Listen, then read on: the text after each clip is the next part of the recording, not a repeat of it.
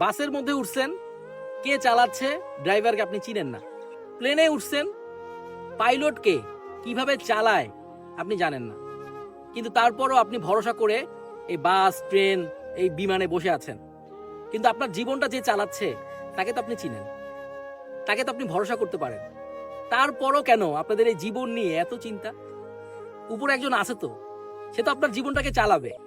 So এই বাসে বসে যখন ড্রাইভারকে না চিনেও আপনি বাসের মধ্যে ভরসা করে বসে থাকতে পারেন, আপনার জীবনটা যে চালাচ্ছে সে জানে আপনার জীবনটা কিভাবে চালাইতে হবে, কোথায় নিয়ে যেতে হবে, মানে সবকিছু প্ল্যান করা। সো আপনাকে কি করতে হবে? আপনাকে তার উপর ভরসা করে এগিয়ে যেতে হবে। আপনার যা করণীয় সেগুলো করতে হবে, আর আল্লাহর উপরে সবকিছু ছেড়ে দিয়ে বিন্দাস ইবাদত করে, ইবাদতে মশগুল হয়ে আপনার জীবনটাকে উপভোগ করতে হবে। আর এই জীবনটাকে আপনি কিভাবে উপভোগ করবেন?